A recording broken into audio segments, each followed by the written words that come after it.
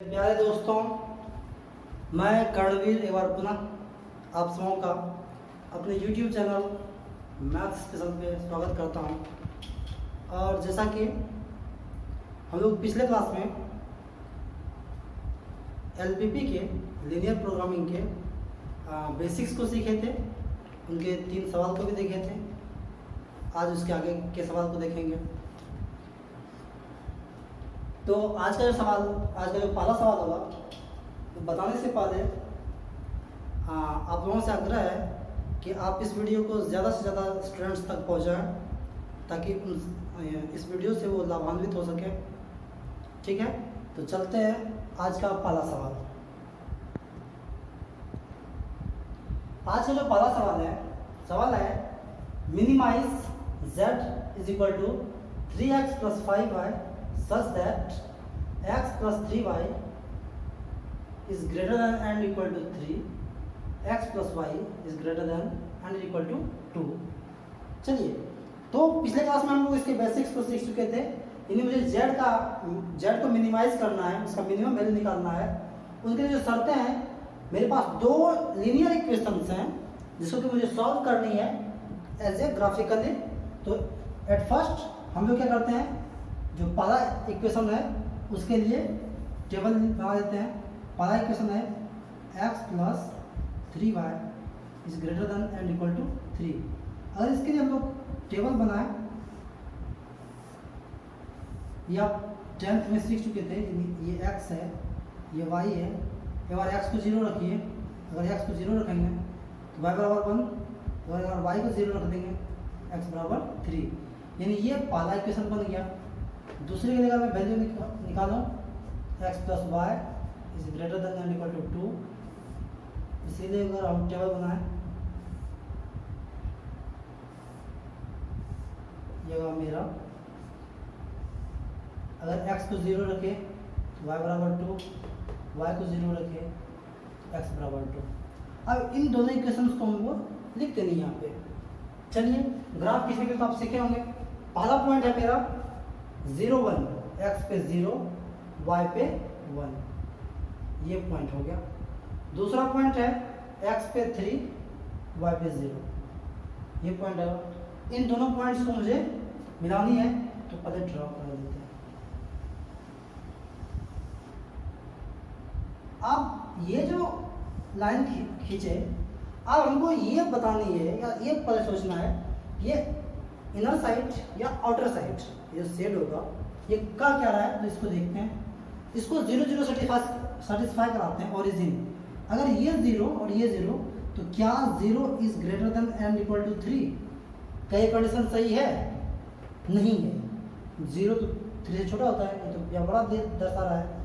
चूंकि ये 0 ये ओरिजिन सेटिस्फाई नहीं किया, इसका मतलब हम लोग आउटर साइड को कलर करेंगे, इसके आउटसाइड।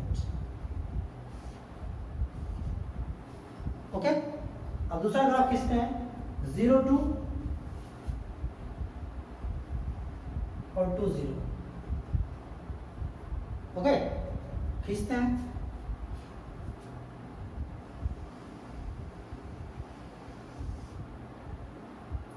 अब इसके लिए भी सेम कंडीशन, इनर या आउटर। तो इसके लिए देखते हैं 0 प्लस 0, क्या 0 इज ग्रेटर देन 2? नहीं, इसका मतलब है आउटर साइड। बाद में ये सेटिस्फाई कर जाता तो इनर साइड करते, तो इसके आउटर साइड को हम लोग ये कलर कर देते हैं। अगर आप इसको कलर किए तो जरा देखिए, तो एक बार देखिए, ये कह रहा है इसके ऊपर, ये कह रहा है इसके ऊपर। इसमें जो मेरा कॉमन रीजन आया, वो पहली बार ऐसा दिख रहा है जो कि अनबाउंडेड है। अनबाउंडेड मतलब घिरा हुआ नहीं, ये तो खुला हुआ है।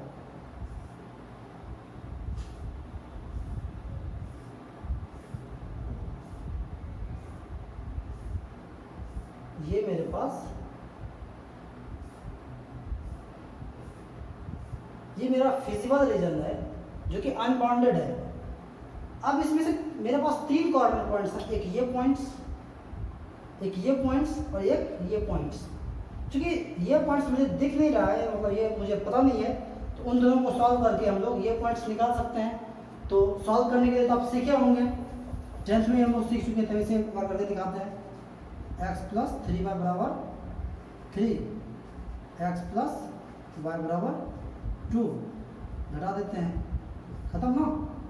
ये क्या 2y बराबर 1, y बराबर हाफ।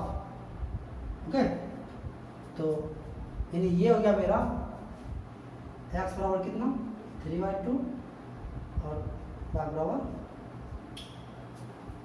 1/2 लिख देते हैं। ये है, इसको हम लिख देते हैं, ये B पॉइंट है और ये C पॉइंट। ओके, मुझे उम्मीद है कि यहाँ तक आपको समझने में कोई दिक्कत नहीं होगी। वैसे आप इसको रफ में कर सकते हैं।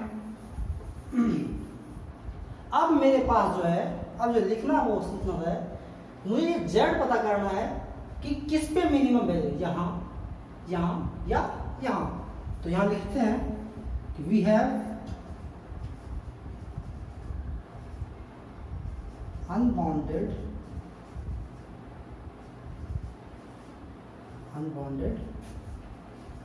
फिजिबल रीजन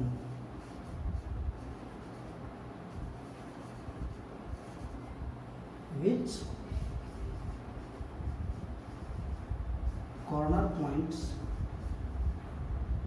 are, इसके 3 कॉर्नर पॉइंट्स हैं। पहला ए क्या है भाई, ये मेरा 3, 0।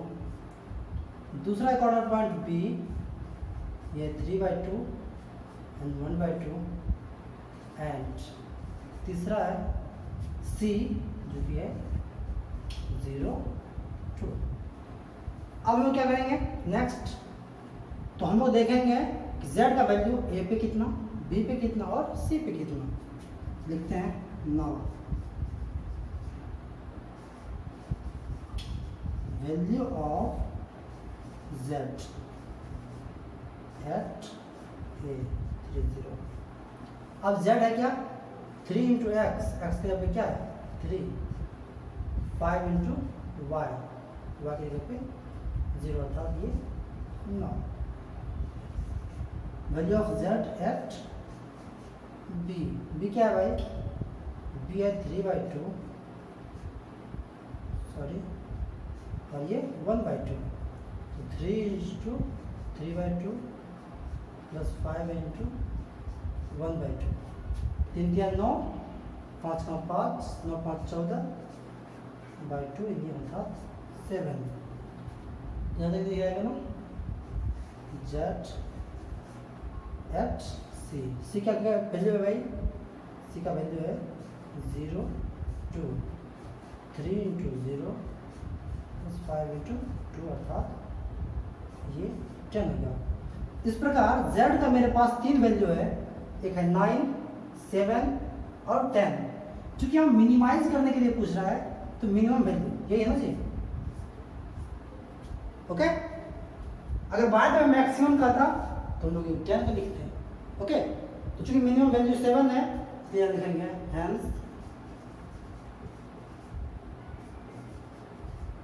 द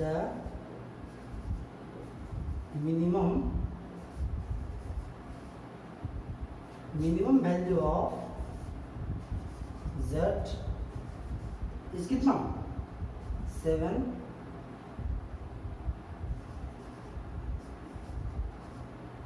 ऑन द पॉइंट, किस पॉइंट पे भाई b 3/2 1/2।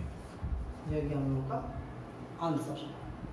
सर इसमें आपको समझने में कोई दिक्कत नहीं हुई होगी, और अगर बाद में कोई प्रॉब्लम होगा तो आप लोग मुझे कमेंट करेंगे। नेक्स्ट सवाल देखते हैं।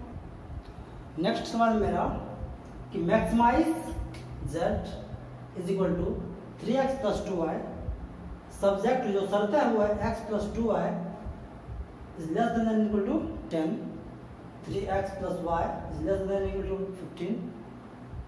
अब सवाल ये है कि यहाँ पे मुझे ये जो दो इक्वेशंस हैं, इसको मुझे ग्राफिकली रिप्रेजेंट करना है।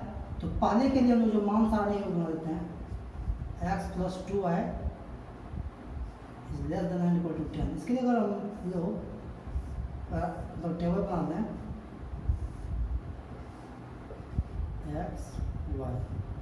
एक्स को 0 रखेंगे या वाई को 0 रखेंगे एक्स 10 और एक्स को 0 रखेंगे तो वाई 5। दूसरा क्वेश्चन है 3x plus y is less than and equal to 15। इसके लिए आप टेबल बना लीजिए। इसके लिए जो टेबल बनाते हैं तो अगर x बराबर अगर 0 रखते हैं y बराबर 15, अगर y बराबर 0 रखते हैं x बराबर 5। ओके, चलिए देखते हैं।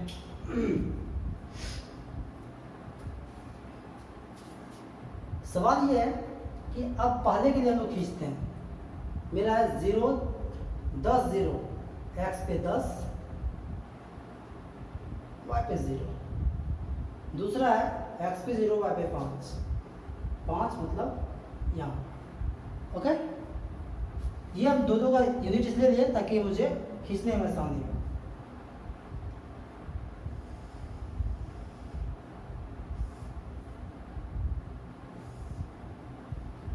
अब मुझे सोचनी है आउटर साइड या इनर साइड, तो उसके लिए क्या करते थे, उसके जो मेथड था वो था हम लोग ओरिजिन को चेक कराते थे।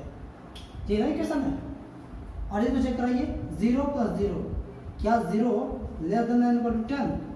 इसका मतलब ये कहने का मतलब ये सही है, इसका मतलब ये ओरिजिन किधर करा होगा। ओके, वैसे आप इसका इक्वेशन याद लिख सकते हैं x plus 2y is less than and equal to 10। चलिए अब दूसरा इक्वेशन खींचते हैं। x पे 0 y पे 15, x पे 0 y पे 15। यहाँ दूसरा है x पे 0 सॉरी यहाँ पे हम ये करना चाहते हैं y पे 0 तो x पे 5, y पे 0 x पे 5 अर्थात यहाँ इसको मिलाइए।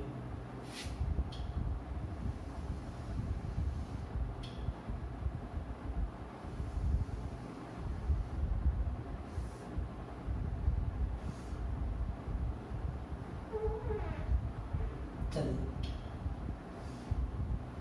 अब सवाल ये आता है, ये आउटर साइड या इनर साइड ओरिजिन चेक कराते हैं। 0 0 is less than and equal to 15, मतलब जो 0 है वो 15 से कम है। इसका मतलब ये सही है, मतलब ओरिजिन इधर कलर होगा, मतलब ऐसे ये कलर होगा। आज आप देखिए तो मेरे पास जो भी पॉइंट्स है अगर आप इसको देखें ऐसे आया, ये ऐसे आया। मतलब अगर मैं कॉमन रीजन का बात करूँ, विजिबल रीजन का बात करूँ तो कॉमन रीजन तो बस इतना सा है।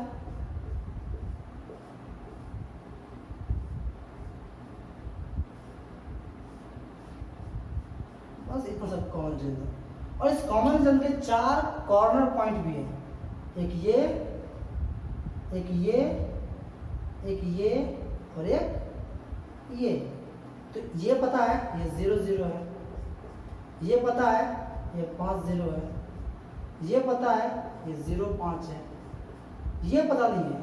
तो इसके लिए मुझे इस इक्वेशन को और इस इक्वेशन को सॉल्व करना है। ये इक्वेशन के लिए है 3x plus y is less then 15, है ना जी। तो आप इसको सॉल्व करके इस x y का वैल्यू निकाल सकते हैं। तो आप इसको रफ में भी कर सकते हैं या फिर आप इसमें फेयर में भी कर सकते हैं। तो अगर मान लीजिए x plus 2y is equal to 10, इसको भी 2y बनाते हैं तो ये है क्या 6x प्लस 2y बराबर 30। 2 से गुना करने के बाद अब इसको घटा दीजिए, खत्म। ये क्या माइनस 5x बराबर -20, x बराबर 4। अगर x बराबर 4 तो y बराबर 3। ओके, अगर x बराबर 4 तो y बराबर 3। ये क्या 4 और 3। इसे जब ग्राफ पे आप बनाएंगे तो वहाँ तो स्वतः आ जाएगा, ठीक ना। फिर आप एक बार चेक कर लीजिएगा। तो ये था मेरा। अब मेरे पास 4 कॉर्नर पॉइंट्स हैं, मेरे पास फिजिकल रीजन हो गया, मेरे पास 4 कॉर्नर पॉइंट्स हो गया। z का वैल्यू इन चारों पॉइंट पे निकाल के देख लेंगे। कह रहा है मैक्सिमाइज करने के लिए तो मैक्सिमाइज कर देंगे, इसमें जो मैक्सिमम वैल्यू होगा उसको लिख देंगे।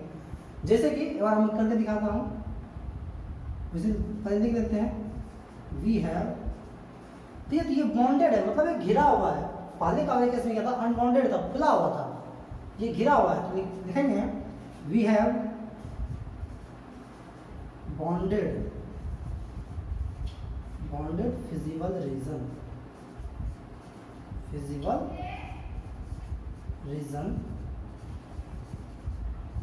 which have corner points are, देखिए तो क्या क्या कॉर्नर पॉइंट्स हैं, पता तो 0 0 0, दूसरा है A 5 0, तीसरा है B 4 3 एंड चौथा है 3 0 5। यानी ये मेरा पॉइंट हो गया A, ये गया पॉइंट B और ये गया पॉइंट C। अब हम लोग इस चारों पॉइंट्स पे उस Z का वैल्यू निकालेंगे। Now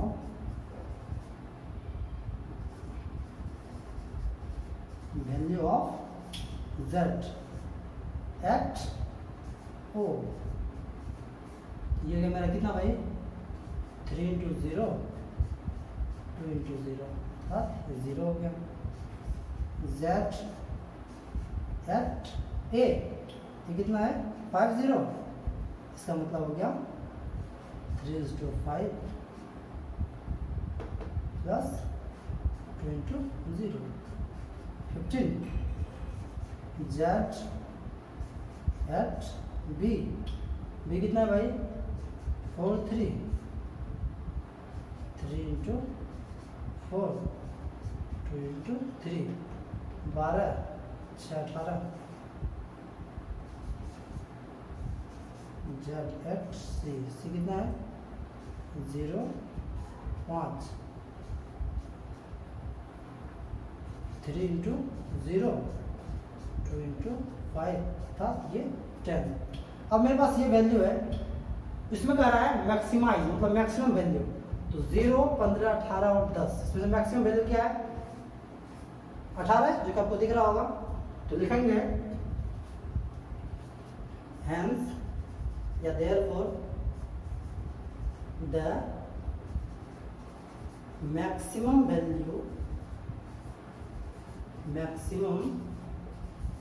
value of Z is 18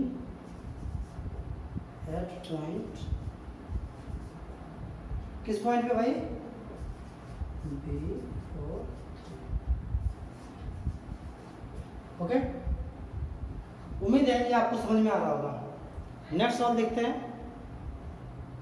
मेरे पास जो नेक्स्ट सवाल है वो है minimize Z is equal to x plus 2y subject to 2x plus y is greater than and equal to 3, x plus 2y is greater than and equal to 6। आप language पे मत जाइए, आप आराम से सो जाइए। एक बार फिर से मेरे पास दो लीनियर इक्वेशन है इनटू वेरिएबल, इसके लिए हम पहले वेरिएबल टेबल लिख लेते हैं। तो पहला इक्वेशन है 2x plus y is greater than and equal to 3। इसके लिए अगर हम लोग मान सारणी बनाए, x है y है, अगर x बराबर 0 कर दें y बराबर 3 और y बराबर 0 कर दें x बराबर 1.5। दूसरा इक्वेशन है मेरे पास x plus 2y is greater than and equal to 6। इसके लिए अगर हम लोग मान सारणी बनाएं,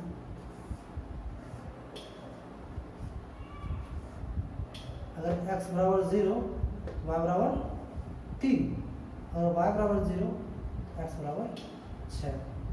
ये मेरे पास दोनों के लिए वेरिएबल टेबल हो गया। हम लोग उसको ग्राफिकली रिप्रेजेंट कर सकते हैं, तो करते हैं। तो पहला है x पे 0 y पे 3, x पे 0 y पे 3, मतलब इस पॉइंट का बात कर रहे हैं। दूसरा है x पे 1.5 y पे 0।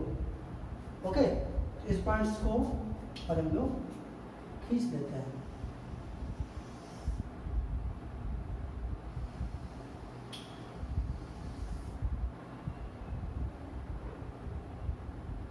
चलिए, ये मेरे पास एक पॉइंट। अब इस सवाल ये है कलर करना।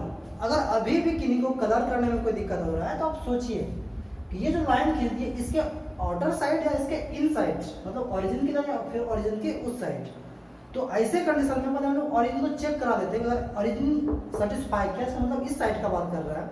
अगर ओरिजिन सेटिस्फाई नहीं किया मतलब इसका वैल्यू रखेंगे। इससे मान लीजिए इसको इसमें वैल्यू रखते हैं 0 0, तो 0 मतलब ये 0 ये भी 0। क्या 0 is greater than and equal to 3? क्या 0 3 से बड़ा है? तो यहाँ इसलिए बड़ा नहीं है। इसका मतलब ये ओरिजिन सेटिस्फाई नहीं कर रहा है, इसका मतलब है कि ओरिजिन के बाहर। तो इसका मतलब ये ऐसे कलर होगा। आप इस इक्वेशन का नाम भी लिख सकते हैं संभवतः। इक्वेशन है मेरा 2x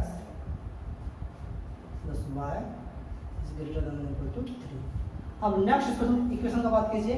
x पे 0 y पे 3, x पे 0 y पे 3 मतलब यही पॉइंट है। दूसरा है x पे 6 y पे 0 मतलब ये पॉइंट। इसका मतलब है इसको हमको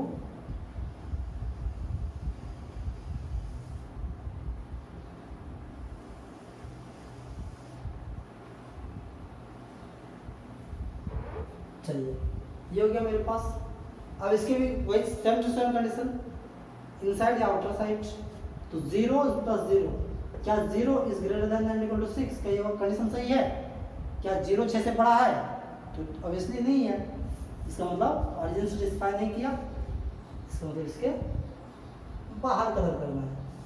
अब अगर आप दोनों फिगर को गौर से देखिएगा तो आप पाइएगा ऐसा, ये कह रहा है इसको इस साइड कलर करना है और ये कह रहा है इसको अपर साइड कलर करना है। इसका मतलब है एक बार फिर से मुझे अनबाउंडेड रीजन मिला। यानी हम बात कर रहे हैं इन सारे रीजन का।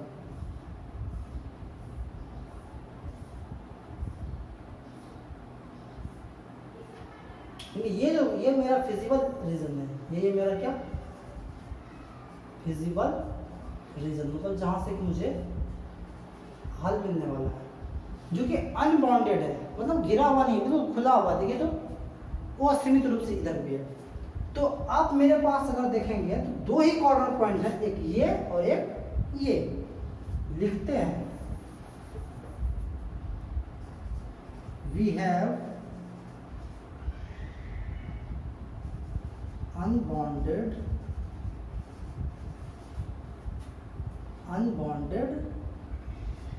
physical region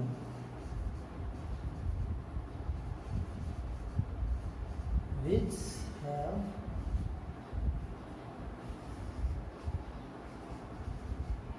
corner points। और क्या है कॉर्नर पॉइंट्स? एक है एक पॉइंट है 6 0 एंड बी पॉइंट है 0 3। ओके, मेरे पास दो पॉइंट्स आया, एक पॉइंट ये है और एक पॉइंट ये है।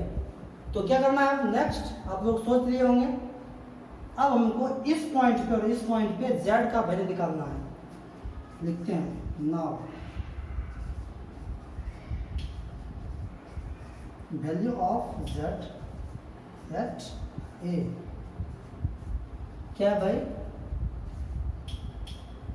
x6 प्लस 2 इंटू 0, इसका मतलब 6। और value of z at point b 0 3 0 plus 2 into 3 अर्थात 6। मेरे पास दो पॉइंट्स था और दोनों पे सेम वैल्यू आया। तो इस कंडीशन को हम लोग बोलते हैं मल्टीपल ऑप्टिमम।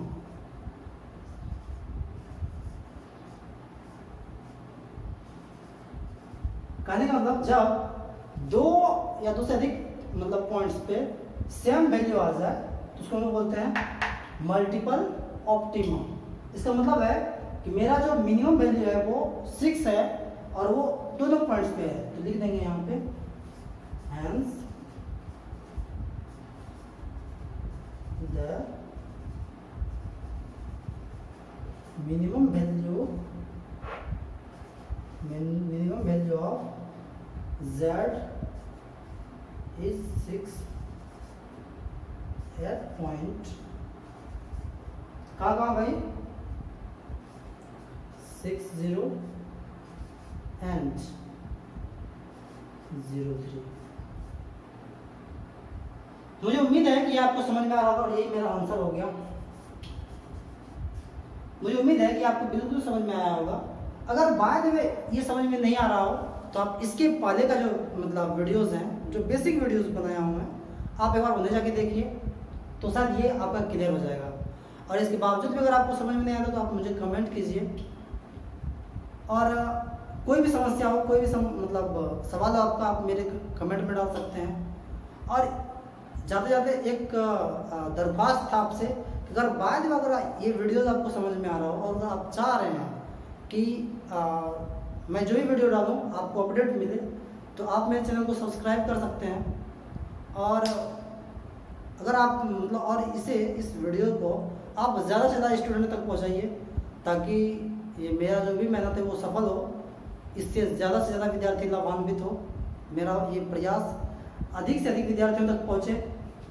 बस मैं इसी आशा के साथ आपको आज जो हम लोग हैं यहाँ तक आए हैं, और जिसके बाद जो नेक्स्ट 4 सवाल है उसको नेक्स्ट वीडियो में देखते हैं। ओके, तो अगर आपको समझ में आ रहा हो तो आप मेरे चैनल को सब्सक्राइब कीजिए, ताकि मैं जो नेक्स्ट वीडियो डालूँ वो आप तक आराम से पहुँच जाए। ओके, धन्यवाद।